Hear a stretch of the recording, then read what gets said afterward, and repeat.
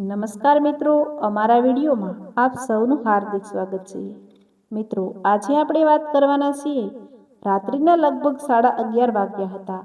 અમદાવાદથી દિલ્હી જતી એક ટ્રેન ધીમે ધીમે અંધારી રાતને શીરીને આગળ વધી રહી હતી.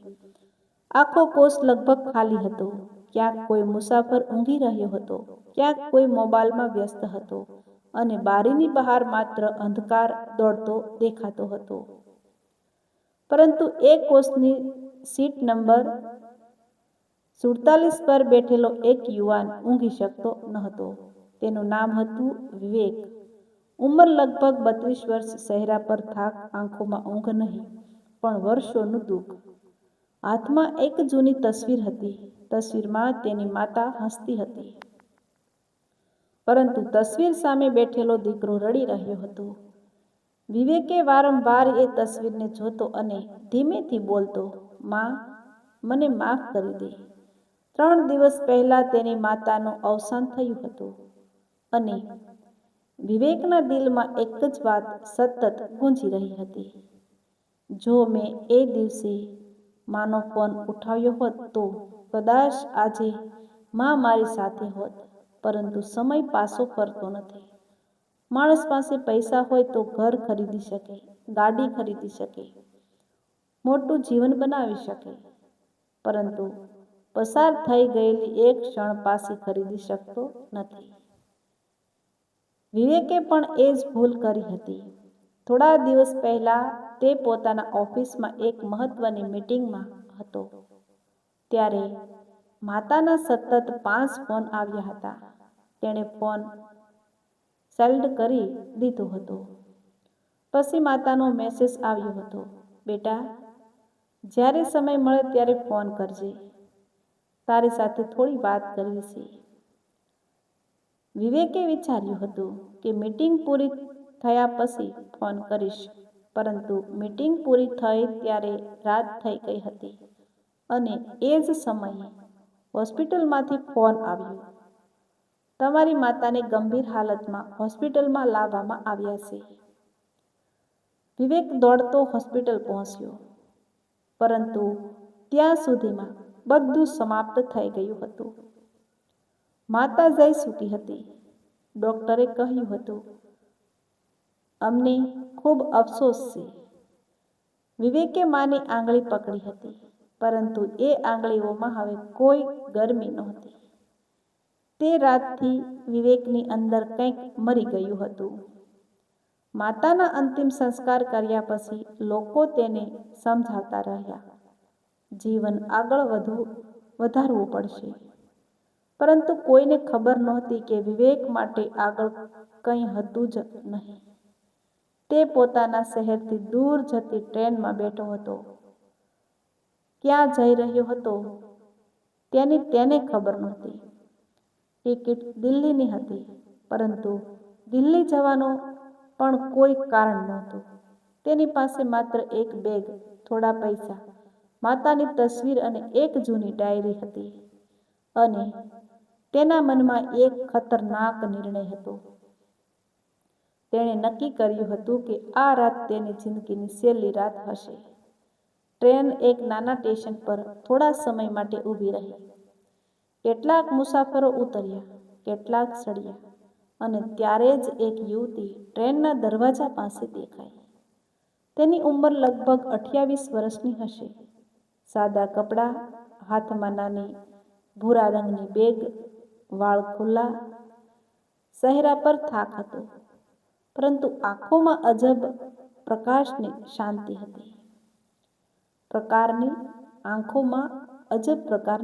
હતી. તે અંદર આવી, થોડું આસપાસ જોયું અને સીધી વિવેકની સામેની સીટ પર આવીને બેઠી. વિવેકે તેની તરફ જોયું, પણ કંઈ બોલ્યો નહીં. યુવતીએ પણ કંઈ પૂછ્યું નહીં. થોડા સમય પછી તેણે બેગમાંથી પાણીની બોટલ કાઢી. એક ઘૂંટ પાણી પીધું, પછી બોટલ વિવેક તરફ લંબાવી. "પાણી પીશો?" વિવેકે માથું હલાવીને ના પાડી. યુવતીએ બોટલ પાછી લઈ લીધી. થોડા સમય પછી તેણે વિવેકને ધ્યાનથી જોયો. "તમે ઠીક છો?" વિવેકે કડક અવાજમાં કહ્યું, હા. યુવતી હળવું સ્મિત કરીને બોલી, જે માણસ ખરેખર ઠીક હોય તે સામાન્ય રીતે એટલું ઝડપી હા નથી કહેતો. વિવેકે તેની સામે જોયું. તમને શું? તમને શું? યુવતીએ કહ્યું, કંઈ નહીં, બસ પૂછ્યું. ફરી શાંતિ છવાઈ ગઈ. ટ્રેન ઝડપથી આગળ વધી રહી હતી. થોડા સમય પછી યુવતીની નજર વિવેકના હાથમાં રહેલી તસવીર પર પડી. તેણે કંઈ પૂછ્યું નહીં, પરંતુ વિવેકે તસવીર તરત ખીચામાં મૂકી દીધી. યુવતીએ ધીમેથી કહ્યું, માતાની તસવીર છે. વિવેકના ચહેરા પર અચાનક કડવાશ આવી ગઈ. તેમને કેવી રીતે ખબર? યુવતીએ કહ્યું, કારણ કે જે રીતે તમે એ તસવીરને જોઈ રહ્યા હતા, એ રીતે માણસ માત્ર પોતાની માતાને જ જોઈ શકે. વિવેક ચૂપ રહ્યો. યુવતીએ થોડા સમય પછી પૂછ્યું, માતાજી ક્યાં છે? આ સવાલ સાંભળતા જ વિવેકની આંખો ભરાઈ ગઈ. તેણે બારી બહાર જોયું અને કહ્યું, હવે ક્યાંય નથી. યુવતી સમજી ગઈ. તેણે તરત કોઈ સાંત્વના આપી નહીં, કારણ કે કેટલીક પીડાઓને તરત શબ્દોની જરૂર નથી હોતી. થોડા સમય પછી તેણે ધીમેથી કહ્યું, મને માફ કરજો. વિવેકે કહ્યું, માફી શા માટે? કારણ કે મેં એવો સવાલ પૂછ્યો જે તમને દુઃખી કરી ગયો. વિવેકે કહ્યું, દુઃખ તો પહેલેથી હતું. યુવતી ચૂપ રહી. પછી થોડા સમય પછી તેણે પોતાનું નામ કહ્યું. મારું નામ કાવ્યા છે. વિવેકે કંઈ જવાબ આપ્યો નહીં. કાવ્યાએ કહ્યું, અને તમારું? વિવેક બોલ્યો, વિવેક.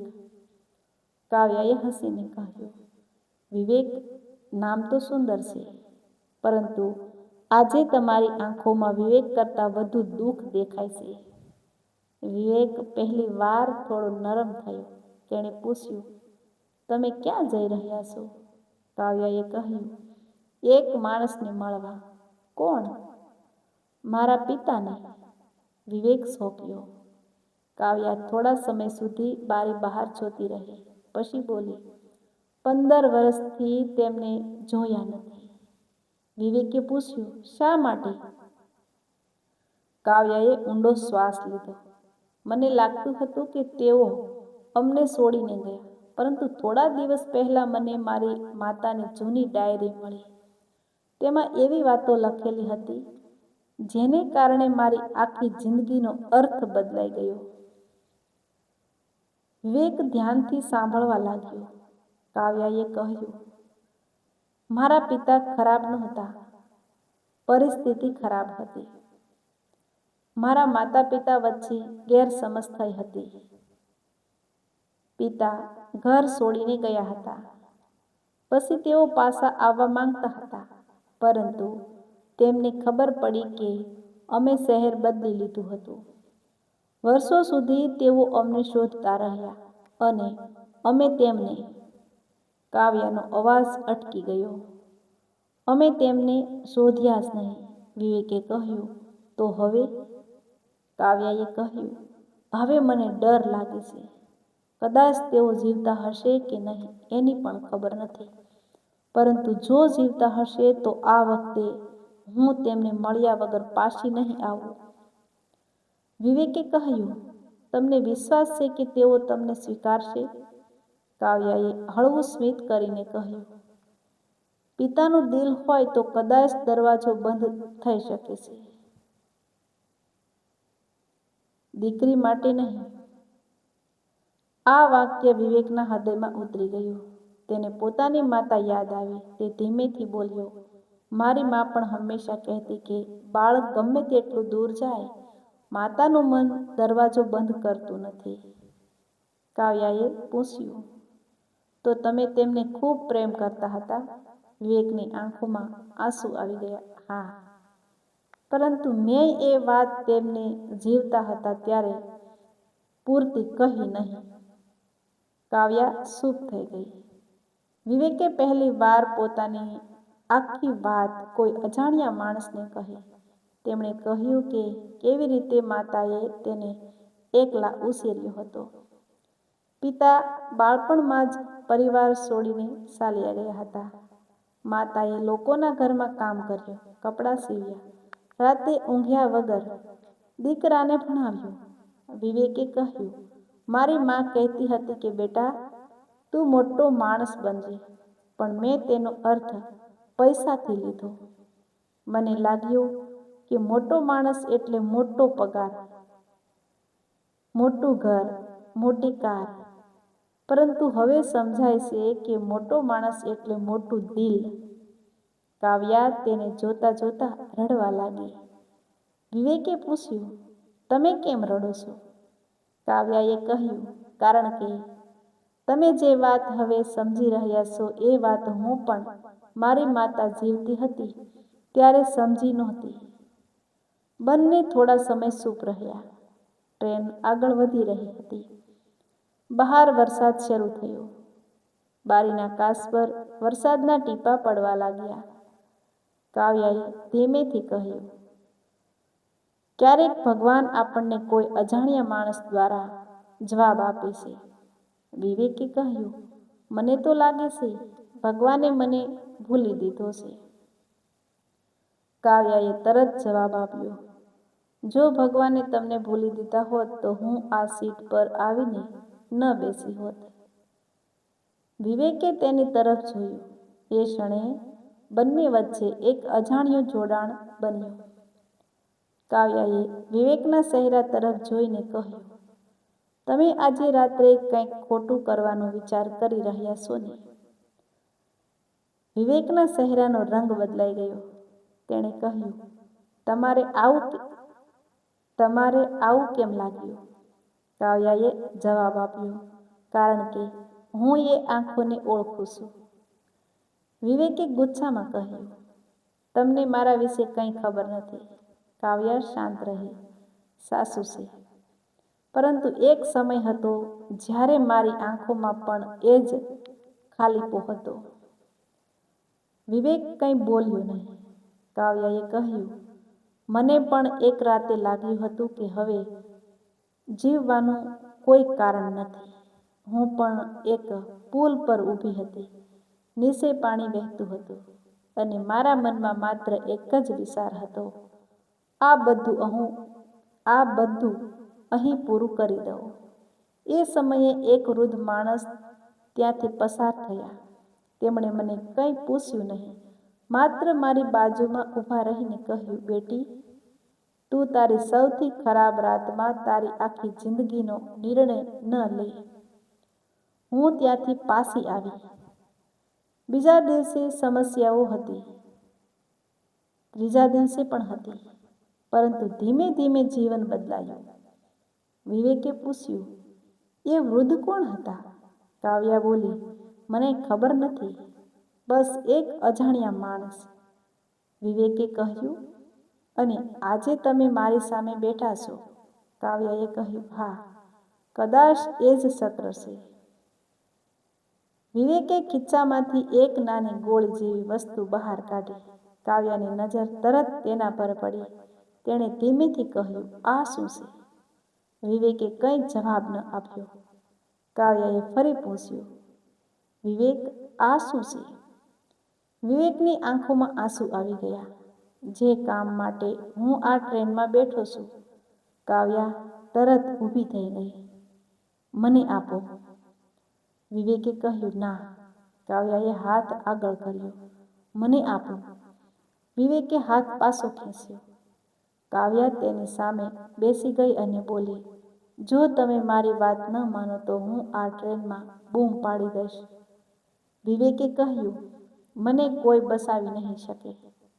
કાવ્યાએ કહ્યું, હું બચાવીશ. વિવેક બોલ્યો, શા માટે? કાવ્યાની આંખોમાં આંસુ હતા, કારણ કે 2 વર્ષ પહેલા કોઈ અજાણ્યા માણસે મને બચાવ્યું હતું. આજે કદાચ મારી વારો છે. વિવેકે આખરે વસ્તુ કાવ્યાને આપી દીધી. કાવ્યાએ તેને પોતાની બેગમાં મૂકી દીધી. પછી કહ્યું, હવે તમે મારી સાથે સવાર સુધી વાત કરશો. વિવેકે કહ્યું, શું વાત કરીશું? કાવ્યાએ કહ્યું, તમારી માતાની. વિવેકની આંખોમાં આંસુ નીકળ્યા. તેણે પહેલી વાર પોતાની માતાની યાદો ખુલ્લે આમ કહેવા શરૂ કરી. મારી મા મને બાળપણમાં રાત્રે વાર્તા કહેતી. હું બીમાર પડું તો આખી રાત મારી પાસે બેસતી. મારી પરીક્ષાના દિવસે મને દહીં ખાંડ ખવડાવતી. હું કોલેજમાં ગયો ત્યારે તેણે પોતાના માટે નવી સાડી ન ખરીદી. મારી ફી ભરી. હું નોકરીમાં લાગ્યો ત્યારે તેણે કહ્યું, હવે હું નિશ્ચિત છું. પરંતુ હું નિશ્ચિત થઈ ગયો. અને એ જ મારી સૌથી મોટી ભૂલ હતી. કાવ્યા બોલી, તમે તેમને કોઈ વસ્તુ સાચવી છે? વિવેકે બેગમાંથી માતાની જૂની ડાયરી કાઢી. આ કાવ્યાએ કહ્યું, ખોલો. વિવેકે કહ્યું, મારે વાંચી નથી.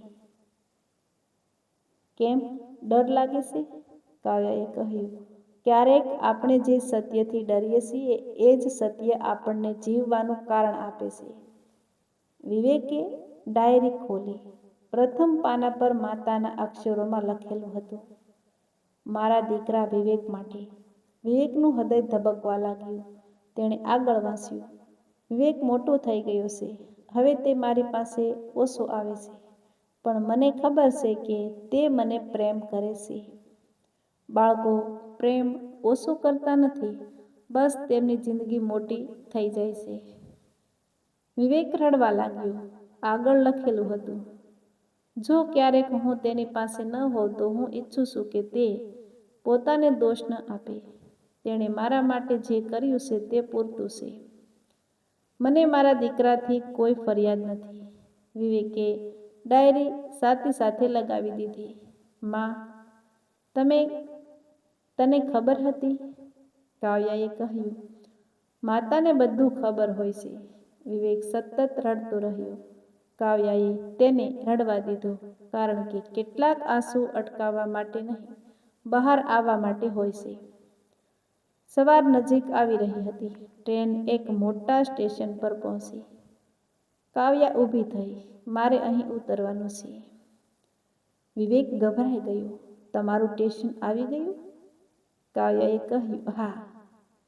વિવેકે પૂછ્યું, પછી હું? કાવ્યાએ કહ્યું, તમે ઘરે જશો. વિવેકે કહ્યું, મારું ઘર નથી. કાવ્યાએ જવાબ આપ્યો, તમારી માતાનું ઘર છે. ત્યાંથી તમારું નવું જીવન શરૂ થશે. કાવ્યા ઉતરવા લાગી. વિવેકે અચાનક તેનો હાથ પકડી લીધો. કાવ્યા પાછી ફરી. શું? વિવેકે કહ્યું, જો તમે તમારા પિતાને મળી જાઓ તો મને જણાવજો. કાવ્યાએ હસીને કહ્યું, અને તમે? વિવેકે પૂછ્યું. શું? કાવ્યાએ કહ્યું, તમે જીવતા રહેશો ને? વિવેકની આંખોમાં આંસુ હતા. તેણે માથું હલાવ્યું. હા, કાવ્યા બોલી, વસન. વિવેકે કહ્યું, વસન? કાવ્યા ટ્રેનમાંથી ઉતરી ગઈ. ટ્રેન આગળ વધવા લાગી. વિવેક બારીમાંથી તેને જોતો રહ્યો. કાવ્યા ભીડમાં ગાયબ થઈ ગઈ. પરંતુ આ વખતે વિવેક એકલો નહોતો. તેની સાથે તેની માતાની યાદો હતી અને એક અજાણી યુવતીનું વસન હતું. સવાર થતાં વિવેક પોતાના ગામે પાછો ફર્યો. ઘરના દરવાજા પર પહોંચતા જ તે થોભી ગયો. 3 દિવસ પહેલા જ્યાં માતાનો અંતિમ સંસ્કાર થયો હતો, એ ઘરમાં હવે માત્ર શાંતિ હતી. તેણે દરવાજો ખોલ્યો. અંદર માતાની ચંપલ એવી જ પડી હતી. રસોડામાં એક કપ હતો. દિવાલ પર ભગવાનની તસવીર હતી અને ખાટલા પર માતાનો શાલ પડ્યો હતો. વિવેકે શાલ હાથમાં લીધો અને બાળકની જેમ રડવા લાગ્યો. માં, હું આવી ગયો. ઘરમાં કોઈ જવાબ નહોતો. પરંતુ એ દિવસથી વિવેકે પોતાનું જીવન બદલાવવાનું શરૂ કર્યું. તેણે નોકરી તરત છોડી નહીં, પરંતુ રોજ ઓફિસ પછી વૃદ્ધાશ્રમમાં જવા લાગ્યો. માતાના નામે લોકોની મદદ કરવા લાગ્યો. એક દિવસ તેને એક વૃદ્ધા મળી.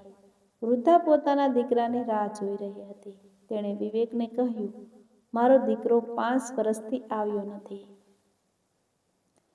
વિવેકે પૂછ્યું, ફોન? વૃદ્ધાએ કહ્યું, ફોન કરે છે, પણ કહે છે સમય નથી. આ શબ્દો સાંભળીને વિવેકનું હૃદય ધ્રુજી ગયું. તેણે એ વૃદ્ધને કહ્યું, માતા, ક્યારેક દીકરાને સમય આપવો નહીં પડે. તેણે સમજાવવો પડે કે સમય પોતે પાછો આવતો નથી. તે દિવસથી વિવેકે નક્કી કર્યું કે કોઈ વૃદ્ધ માતા પિતા પોતાના સંતાનોની રાહ જોતા એકલા નહીં રહે. થોડા મહિનામાં તેણે એક નાનું સેવા કેન્દ્ર શરૂ કર્યું. તેનું નામ રાખ્યું મા. લોકો હસ્યા. કેટલાકે કહ્યું, આ બધું કેટલા દિવસ ચાલશે? વિવેકે કોઈ જવાબ આપ્યો નહીં. તેણે કામ ચાલુ રાખ્યું. ધીમે ધીમે લોકો જોડાતા ગયા. કોઈ ભોજન આપતું, કોઈ દવા, કોઈ કપડાં, કોઈ સમય. વિવેકને સમજાયું કે માણસને હંમેશા પૈસાની જરૂર નથી હોતી. ક્યારેક માત્ર કોઈ તેની બાજુમાં બેસી જાય એટલું જ પૂરતું હોય છે.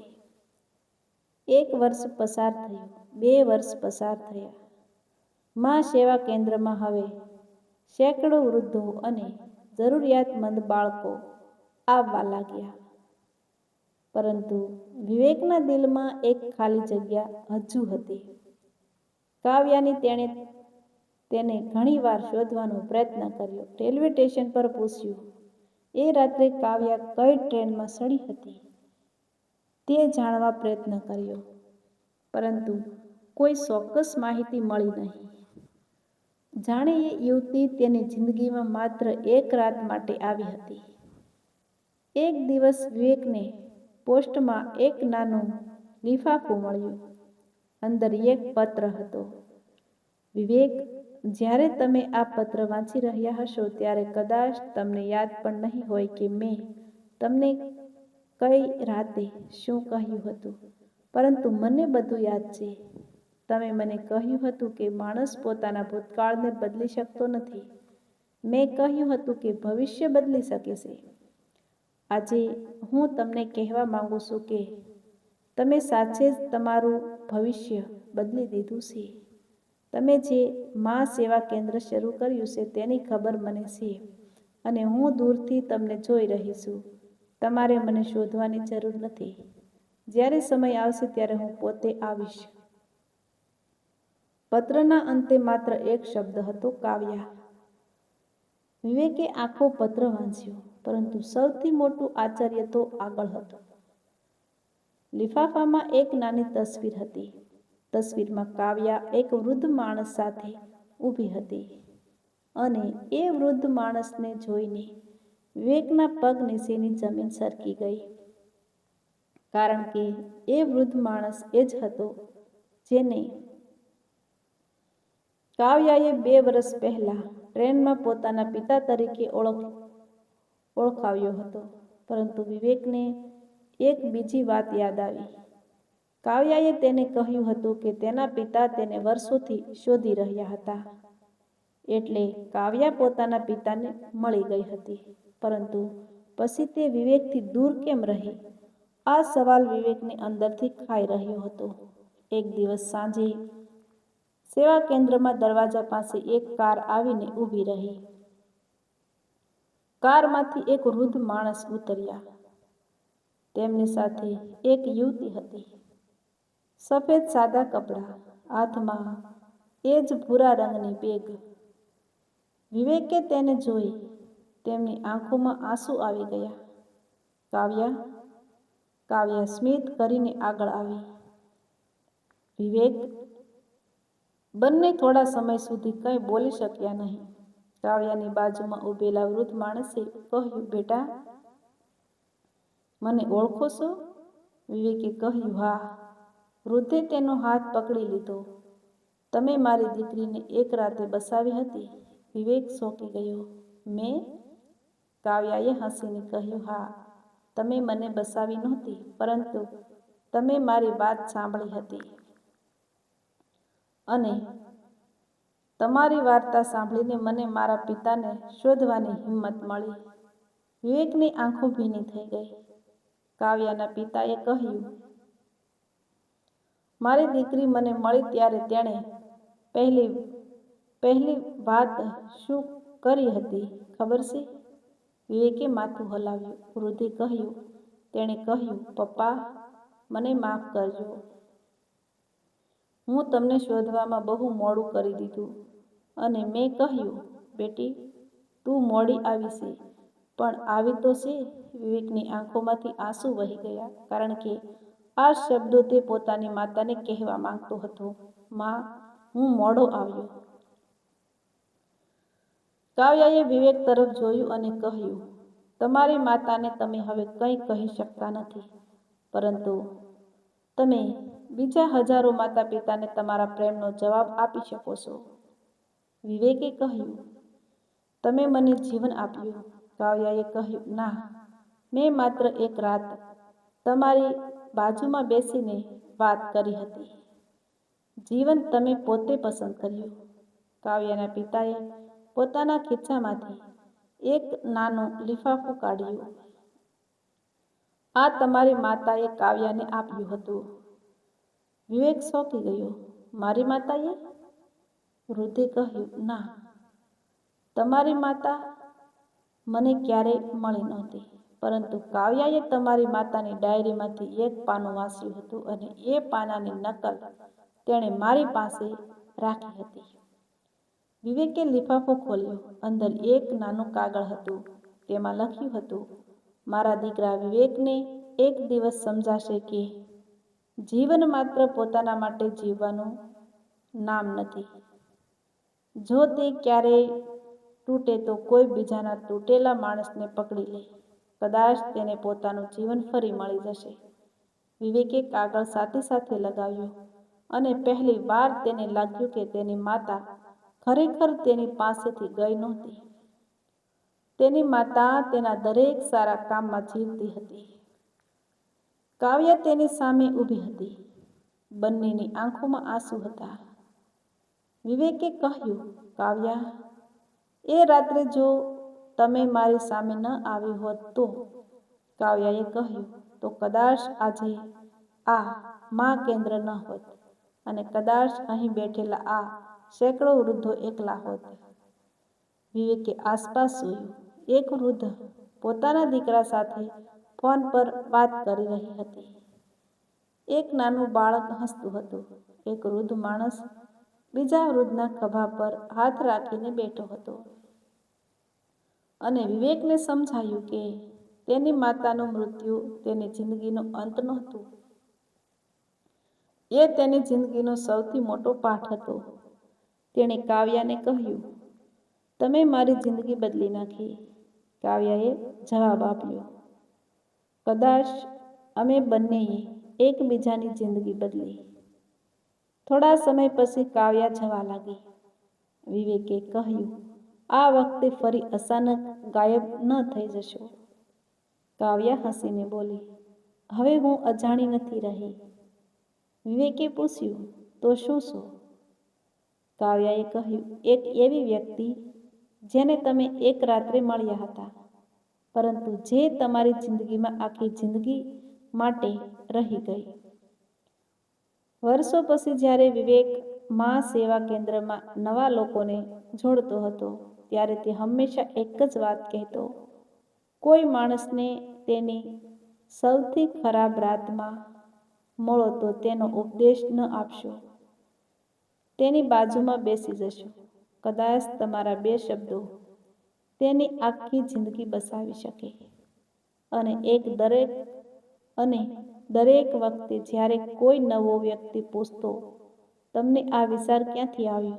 વિવેક બારી બહાર જોઈને સ્મિત કરતો અને કહેતો, એક રાતે હું ટ્રેનમાં બેઠો હતો.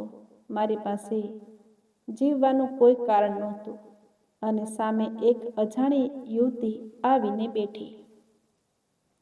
તેણે મને કહ્યું, તમે તમારી સૌથી ખરાબ રાતના તમારી આખી જિંદગીનો નિર્ણય ન લો. બસ એ જ મારી જિંદગીનો સૌથી મોટો વળાંક હતો અને કદાચ આ જ જીવનનું સૌથી મોટું સત્ય છે. આપણે ઘણીવાર વિચારીએ છીએ કે આપણું જીવન બદલવા માટે કોઈ મોટો ચમત્કાર જોઈએ, પરંતુ ક્યારેક ચમત્કાર કોઈ અજાણ્યા માણસના રૂપમાં આપણી સામે આવીને બેસે છે. ક્યારેક તે ટ્રેનમાં મળે છે, ક્યારેક રસ્તા પર, ક્યારેક હોસ્પિટલમાં, ક્યારેક કોઈ ફોન પર અને ક્યારેક તો માત્ર એક વાક્ય કહીને ચાલ્યો જાય છે. પરંતુ જો એ વાક્ય આપણા દિલ સુધી પહોંચી જાય તો આખી જિંદગી બદલાઈ શકે છે.